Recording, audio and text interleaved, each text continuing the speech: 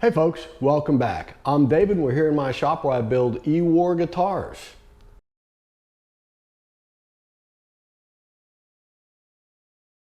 So I'm embarking on my next project, my next little series if you will. And let me give you a brief history of my hobby that's turned into a passion to kind of bring you up to speed so you know why I'm doing what I'm doing. Anyway, I started about 3 years ago. I'd gotten watching YouTube videos and I saw all these guys building guitars.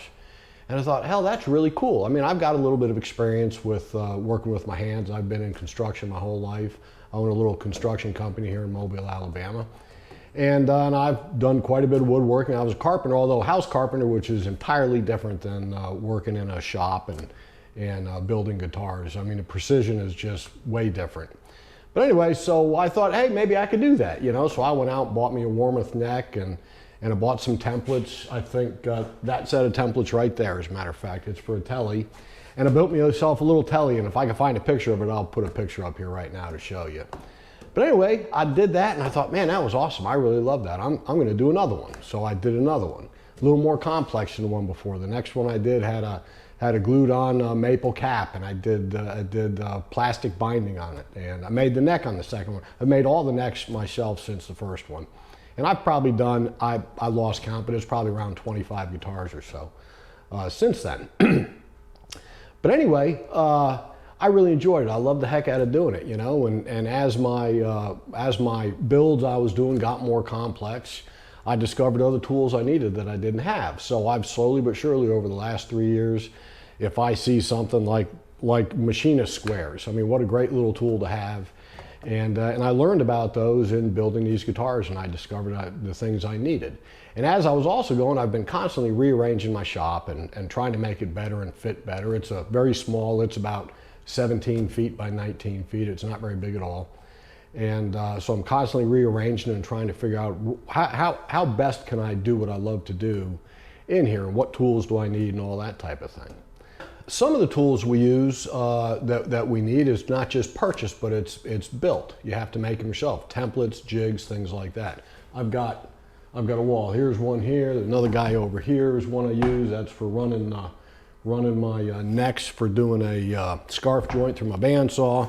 I've got a bunch of different ones up here. Some I still use and some I don't. Some I built and I discovered afterwards that there's a better way to do it. And another incredibly important thing to this whole workshop setup is the layout of the workshop and the workflow that you could do within your workshop. So that's something I discovered too, and it took me a while to figure it out. You know, I started my YouTube channel 8 or 9 months ago, and in that time I've done 3 different series building 4 different guitars. If you'd like to see them, I'll stick the link up here and you can check those out too. But anyway, so this whole time I've been kind of racing through from beginning the guitar and getting it finished all in a certain period of time where I could produce a video each week. And it, you know, one build led into the next and led into the next. And so I really haven't had time to do the work I wanted to do in the shop, because between building the guitars and doing the YouTube videos and editing and everything, getting them uploaded online each week, it just took all my time, and I couldn't, because I work full time too. I didn't have time to really drop back and work on this shop and do the things I want to do, and now's the time I'm going to do that. So anyway, getting back to the workflow, right now I've got 2 benches. I've got this one I'm set up on here, and I've got one over there. And they're okay. They're your typical garage type benches. They're perfect if you want to build a bicycle for your kid or something like that, or you know, assemble something, put together a lawnmower or something like that. It's fine for that, but it's really not very good for woodworking. And in addition to that, you know, we build guitars, and look, with shapes like that, it's not easy to hold them. I mean, there's lots, look at the dust on that thing. Anyway, it's something, a big deal is how do you hold your work so you could work on it, so you could do your thing. And I make myself templates. I'll screw them down to the tops of these workbenches I got, because they're just plywood workbenches and it's not that big of a deal, put screws in it. And, but it's really not a very good way to do it. It just, I don't know, it just feels kind of sloppy and crude and rough and everything. But anyway, but that's the way I've been doing it the whole time. And But anyway, so I've started looking around and said, how can I improve that? One thing I want to do is get rid of 2 benches and have 1 centrally located bench that can do all the things I want it to do. And if I can make it myself and make it look really cool, that's a plus. So I started looking around and I discovered this bench called the Roubo style split top bench. And this was designed by a French guy back in the, I think, late 1700s. His name is Roubo. And he came up with this bench, and it's been like a standard, to me, it's the bench. I mean, I've looked at them all, and this one seems to have everything I want. So the wood I'm going to use in this Roubo style bench is wood that I took out of a house I remodeled recently that was built in 1897. And it's some beautiful old heart pine that's dry and, you know, it's just beautiful wood to me. I mean, I left the old nail holes in it. I think that really adds character. Matter of fact, look at these nails.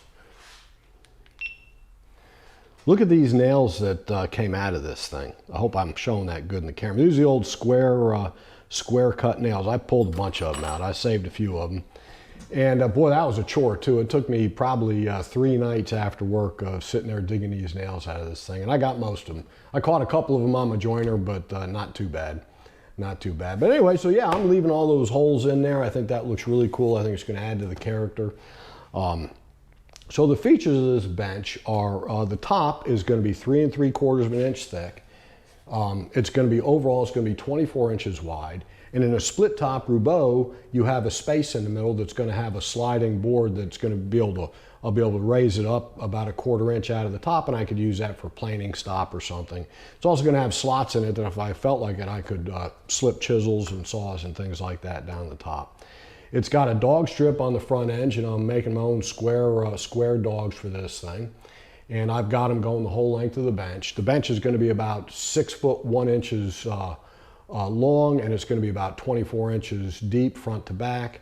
And it's going to, the top of the bench, I'm going to set it at 34 inches high because that seems to be a good height for me. A little shorter than a standard kitchen cabinet. Anyway, so in the dog strip, so it's going to have a tail vise on the end, and that's this guy right here. And that's a bench crafted, both the tail vise and the leg vise is bench crafted.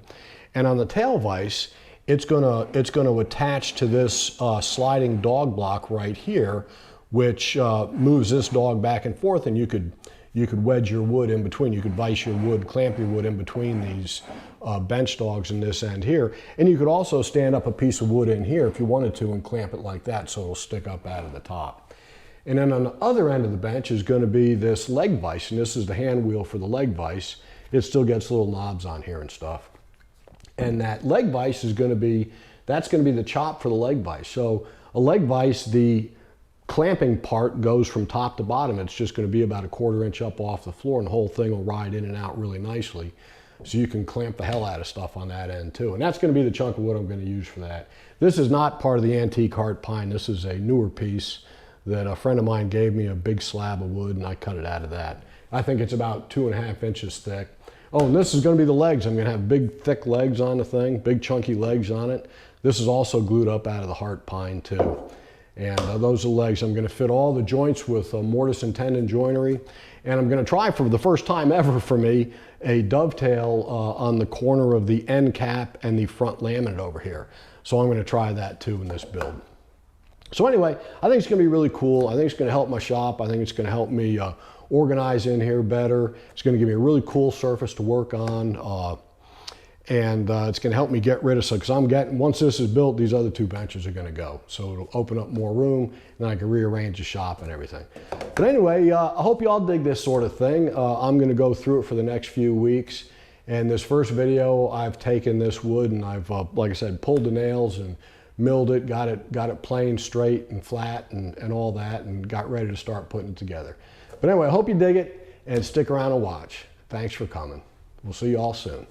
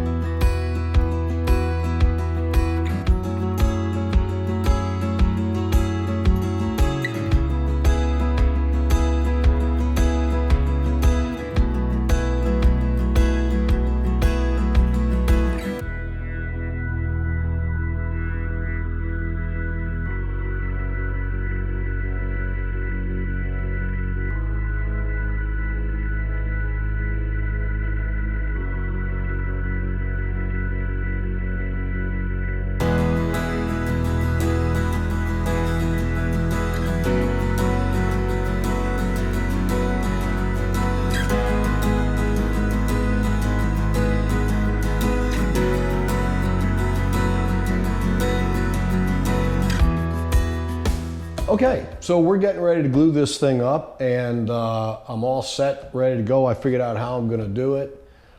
Just a quick recap to where we got to this point. So now remember, these were like really rough shaped timbers. They're all rough sawn, and they varied in thickness, and they weren't necessarily perfectly straight. So I started by, I planed on my joiner, I planed one face of each board, and then I also squared up one edge with that face in each board. So I got the board straight and I got one square edge. Once I did that, I took them through my thickness planer, and of course with the face side down, the joined squared side down, and I surfaced the other side and brought them all to the same thickness. I did that with each of the boards for both sides of the top and all the leg components. And now I'm getting ready to start gluing up. This is the simplest one. This is going to be the back side of the bench, the side opposite of where I'll be working. This is a split top Roubo, so it's going to be in two different halves. So this one here is just basically glue up all the pieces, and I cut it for length, run it through my planer again to take out any tiny little variation.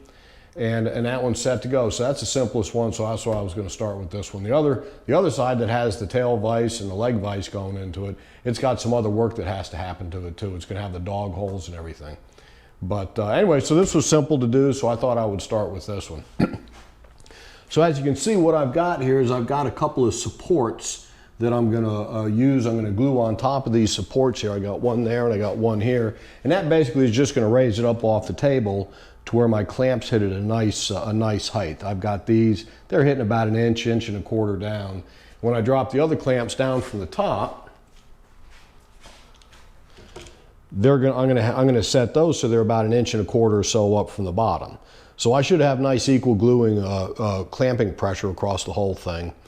And I think it ought to work out pretty good. So I'm gonna take all this back off the top of my bench here, and I'm gonna throw some paper down so I don't make a mess of my bench. And I'll probably do a little wax paper on top of these clamps and start gluing up. Anyway, let's see how it goes.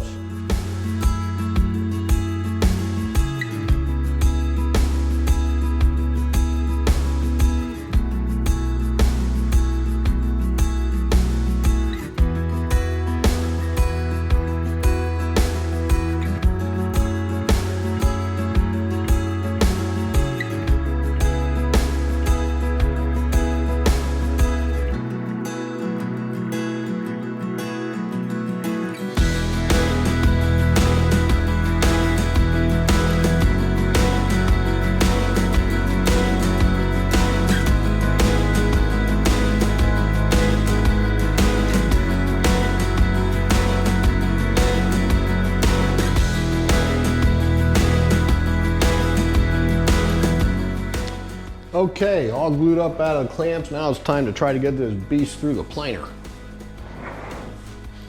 They are not light. Hopefully I don't knock nothing over.